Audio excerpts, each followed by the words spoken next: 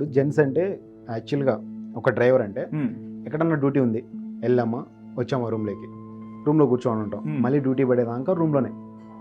ఆడవాళ్ళతో పోల్చుకుంటే జెంట్స్ది చాలా తక్కువ పని. వాళ్ళతో పోల్చుకుంటే అసలు మన పనే కాదు.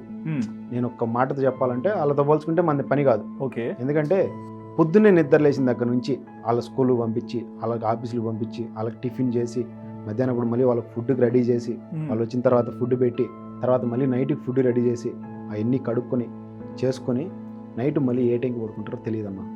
అంత కష్టపడుతూ ఉంటారు లేడీస్. అసలు నిద్ర లేచిన దగ్గర నుంచి మళ్ళీ ఏ టైంకి పడుకుంటారో తెలియదు. మళ్ళీ పొద్దున్న 5 గంటలకు లేయాలి, వాళ్ళు ఏ టైం కన్నా పడుకొని భయంకరంగా కష్టపడుతూ ఉంటారు. లేడీస్ అంటే నిజంగా హ్యాట్స్ ఆఫ్. అసలు లేడీస్కి అంతగా వాళ్ళ పిల్లలు పేరెంట్స్, వాళ్ళ పిల్లలకి, వాళ్ళ పేరెంట్స్కి.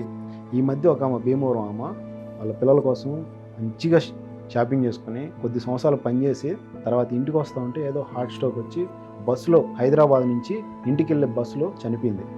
ఎంత ఇదిగా ఉంటుందన్న పెయిన్. ఇంటికి వెళ్ళాలనే సంతోషంలో వస్తూ ఉంటే ఏదన్నా జరిగిందంటే ఎంత పెయిన్ఫుల్గా ఉంటుంది, తీసుకోలేరు. సో లేడీస్ కష్టంతో పోల్చుకుంటే జెంట్స్ది కష్టం కాదు, అంతగా కష్టపడుతూ ఉంటారు.